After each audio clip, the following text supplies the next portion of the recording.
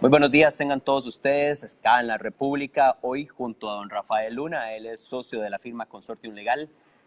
El Ministerio de Hacienda tiene la obligación, según lo que da la resolución de la Sala Constitucional de la semana pasada, de dar la información de aquellos eh, grandes contribuyentes que declaran cero o pérdidas en los últimos 10 años. Y esta información será revelada o a finales de esta semana o a principios de la próxima. Así que queremos conversar esto con un experto. Don Rafa, muchas gracias por estar acá. Muchas gracias, buenos días a todos. Entre toda esa perspectiva que está sucediendo, el manejo y el desmanejo de lo que ha sido la situación fiscal, ¿cómo se toma esta acción que va a hacer el Ministerio de Hacienda de publicar esta lista de grandes contribuyentes que declaran cero o pérdidas en los últimos 10 años?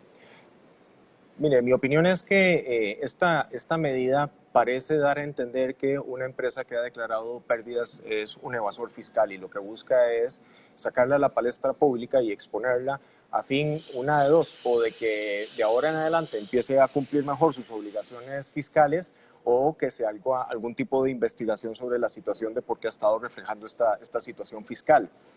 Ahora bien, dicho esto, desde luego uno podría entender que en casos específicos, por ejemplo, una empresa que sea una gran contribuyente que ha declarado pérdidas continuas por 2, 3, 4 periodos, realmente podría sí llamar la atención de cómo se puede mantener una situación de déficit o de pérdidas durante un momento tan prolongado y que podría existir sospechas de que hayan hecho algún tipo de manejo que permita que la empresa siga subsistiendo a pesar de no pagar impuestos. Dicho esto,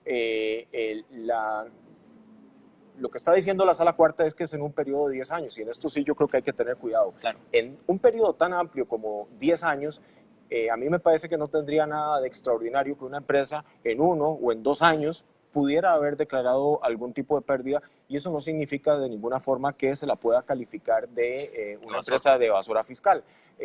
Dicho de otra manera, si uno no sabe las razones por las cuales se ha generado la pérdida, existe el riesgo simplemente de que se hagan señalamientos injustos diciendo o presumiendo indebidamente que una empresa está haciendo algún tipo de evasión fiscal simplemente porque tuvo un mal periodo económico.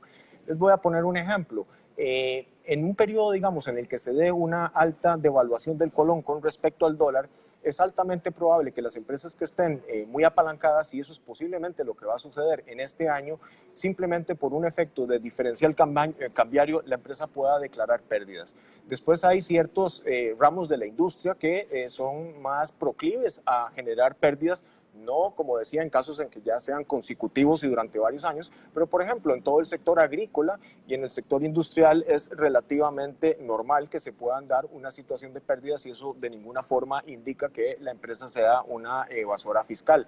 Como decía, en la práctica profesional, de hecho, a mí me ha tocado ver muchos casos de empresas que tienen pérdidas reales y que precisamente por la razón de que eso está mal visto, por el público o por la administración tributaria, incluso llegan a declarar utilidades ficticias precisamente para no ser objetos de una fiscalización por esa presunción de culpabilidad que se le da a la declaración de pérdidas. Claro, por supuesto.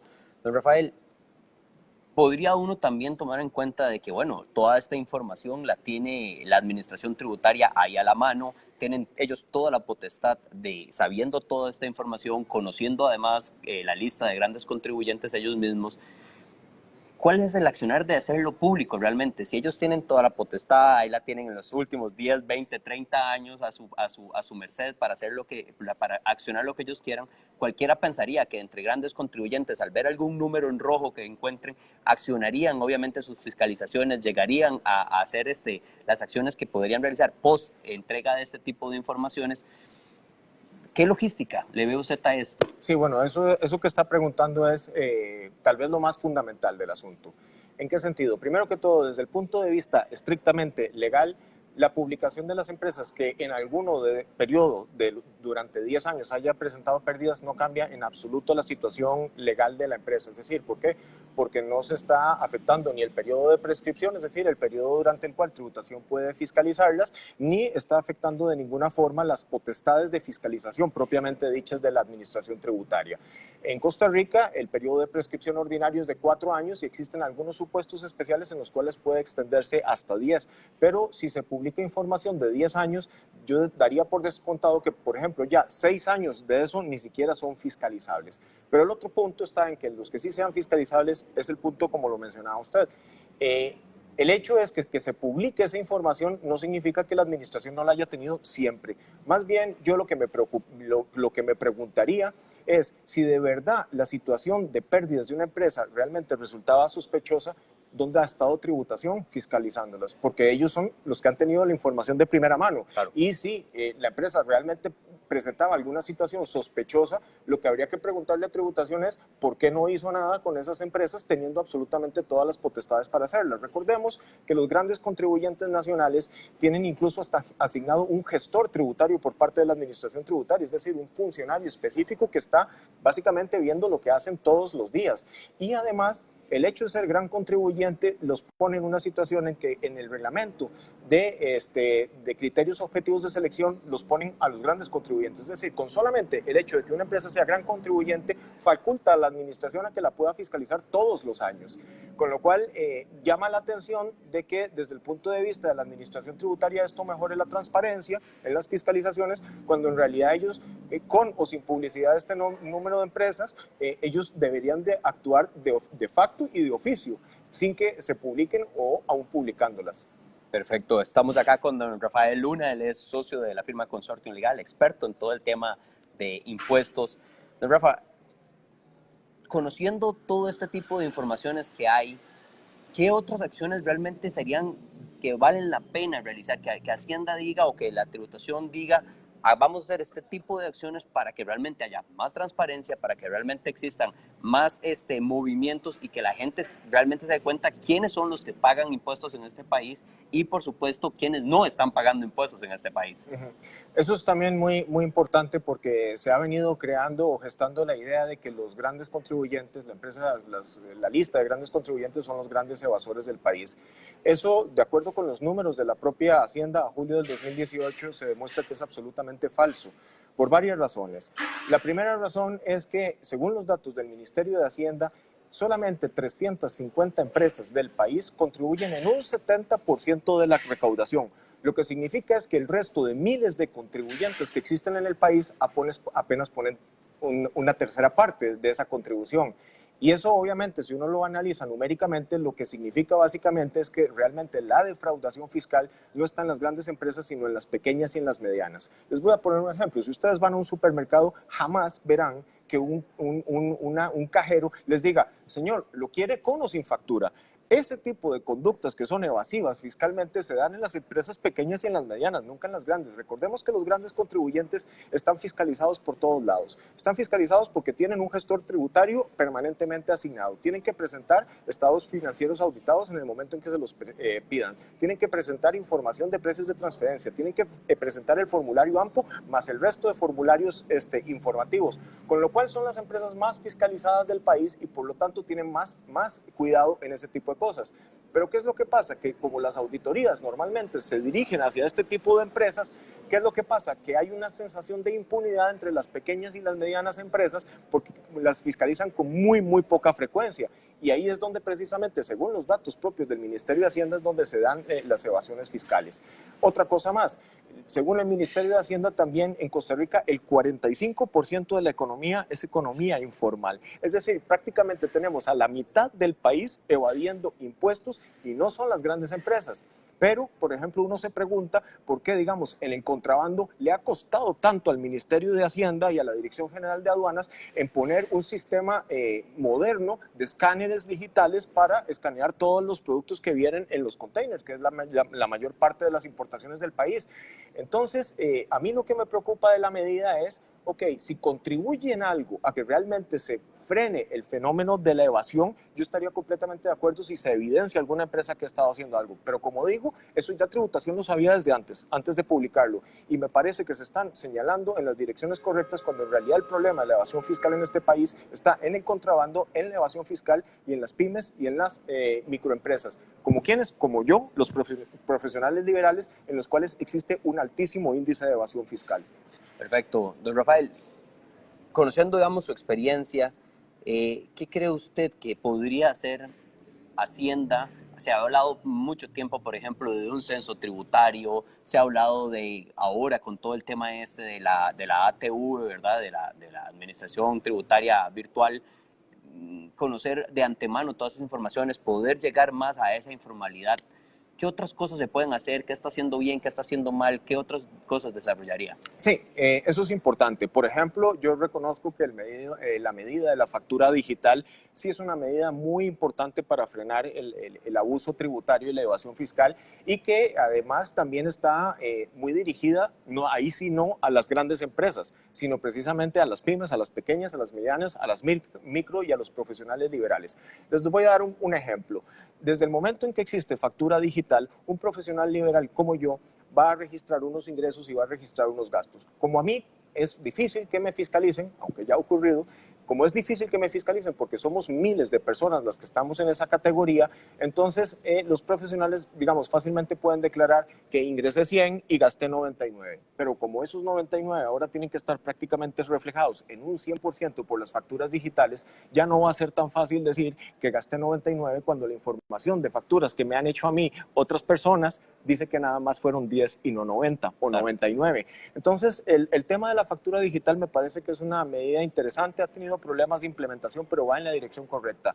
Otra cosa que me parece muy importante es el tema del contrabando. En el contrabando se están yendo miles de millones de colones en recaudación que debería de tener el país, y ahí las medidas que deberían de hacer es precisamente de fomentar la modernidad en todos los sistemas de escaneo digital que existen. Ustedes saben que incluso China en algún momento había donado unos escáneres digitales, pero por varias razones nunca se pusieron a funcionar.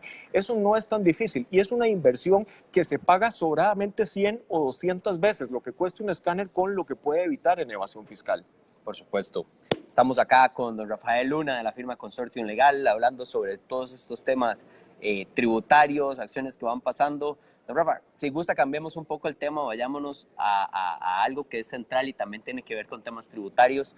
Estamos en noviembre, se supone que también para esta semana, incluso para la próxima semana, la Sala Constitucional debería dar ya el fallo a lo que es el proyecto de reforma fiscal o de fortalecimiento de las finanzas públicas. ¿Qué han comentado ustedes entre amigos, entre conocidos de la parte fiscal sobre lo que puede suceder al respecto? Sí, básicamente lo que se comenta en los círculos es casi como una apuesta de si voy a decir que sí o si voy a decir que no.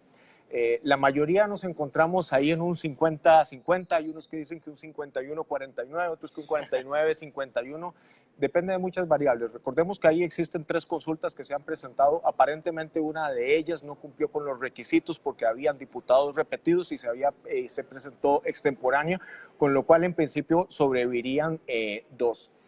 Las posibilidades básicamente dependen mucho de los 7 magistrados de la Sala Constitucional que vaya a hacer el voto, y en este caso se requeriría simplemente una mayoría simple, ahí sí en el seno de la Sala, de 4-3. Se ha discutido mucho sobre las tendencias que tienen los magistrados, sobre la presión que está ejerciendo la sociedad con ellos, pero lo cierto del caso es que en caso de que se dictaminara que el proyecto, el plan fiscal va para atrás, es evidente que va a tener un impacto importantísimo en la economía, y eso seguramente sería un fenómeno que dispararía el dólar y con eso todo el resto de los problemas. Yo con respecto al plan fiscal diría una cosa, yo sí hubiera preferido desde luego que las medidas de este gobierno de entrada hubieran ido directamente y prioritariamente al recorte del gasto público y no a la imposición de más impuestos. Visto el caso de que eso no ha ocurrido, ahora sí, yo creo que los costarricenses casi que nos encontramos entre la espada y la pared. No es que nos guste pagar más impuestos, simplemente que reconocemos que como no se han tomado las medidas oportunas en donde sí debían de haberse tomado, el punto está en que si ahora no se aprueba, eso nos va a costar carísimo. Ya, digamos, las versiones andan en que si se fuera para atrás el plan fiscal, tendríamos que recurrir al Fondo Monetario Internacional, y ya se han hablado de cierto tipo de medidas, y una de ellas es, obviamente, aumentar el IVA, que podría ser hasta de un 16-17%, y algunos dicen que inclusive sería un IVA parejo, es decir, ya no habría nada de servicios educativos o de canasta básica, porque los organismos internacionales han advertido varias veces que Costa Rica comete un error, bajo su lógica económica, cometen un error en precisamente eliminar el IVA en la canasta básica, que es precisamente donde más dinero habría para recaudar. También se han hablado de medidas posibles como de congelamiento de salarios públicos por un periodo de 3 a 5 años. Estos son todo especulaciones, pero son la típica receta que se aplica cuando ocurren estas cosas. Ahora, quisiera decir otra cosa. El problema ya ni siquiera tanto es ir al Fondo Monetario Internacional. Es que antes de que podamos recurrir al Fondo Monetario y antes de que se den los primeros desembolsos, ya se generaría una situación muy crítica de flujo de caja para el gobierno. Es decir, ya iríamos como perros arrastrándonos para suplicar por el dinero porque no habría otra forma. Entonces, el panorama es complicado. Me parece que debió atacarse frontalmente el tema del gasto público, pero bueno, ahora estamos en esta encrucijada y no queda más que lidiar con ella. El tema nacional, sin duda alguna, el de noviembre. Y por último, también cierre de noviembre es algo que a todos los contribuyentes nos debe llamar la atención. Hay que presentar el informe, la declaración informativa, y también se aproxima la quincena de diciembre, donde tenemos que la parte de la declaración de renta y también el pago de renta. ¿Algún tip, algún consejo para los contribuyentes en este accionario? Sí, bueno, como decía anteriormente, yo creo que, digamos, el fenómeno del tipo de cambio no va a afectar tanto a las empresas que tengan periodo ordinario, es decir, del 1 de octubre al 30 de septiembre, periodo que ya de por sí no tiene demasiado sentido en una economía de servicios, porque ese periodo estaba referido a la recolección del café y Costa Rica dejó de ser un país cafetalero hace mucho. Por supuesto, lo que tendrían que tener, como siempre, es mucho cuidado en todo el tema de la documentación. Tenemos que tener en cuenta que ahora las sanciones tributarias que hay simplemente por la omisión de deberes formales pueden incluso considerarse draconianas en muchos de los casos, porque no hay ningún tipo de relación entre el daño que pudiera producirse, el daño social en producir algún fallo en la entrega de algún tipo de información con respecto a la multa que se podría tener. También obviamente habrá que hacer todos los cálculos parciales. Muchas empresas tienden a hacer pagos parciales lo más pequeños posibles, a pesar de que es una fórmula matemática, y entonces se les acumula mucho al final del año. Entonces, obviamente lo que queda aquí es tener mucho control, y lo que me parece que es fundamental en este momento es que las empresas que tengan que pagar los impuestos al 15 de diciembre, la decisión sobre cuál va a ser el momento en el cual van a hacer la transición de dólares a colones. ¿Por qué? Porque se sabe que cuando el gobierno vaya a pagar aguinaldo se van a liquidar muchas reservas en dólares. Eso podría hacer que se baje el tipo de dólar, pero después no va para adelante, entonces podría ser que suba, y entonces la decisión sobre en qué momento hacer el tipo de cambio, ejercer el cambio de la moneda para poder pagar los impuestos en diciembre va a ser crítica. Perfecto. Don Rafael, le agradezco mucho su tiempo, el análisis. Lo estaremos siguiendo invitando porque la verdad es que es bastante nutritivo desde la perspectiva de información, lo que se puede ir desarrollando en noviembre y en diciembre. Muchas gracias. Que estén muy bien, muy buenas tardes.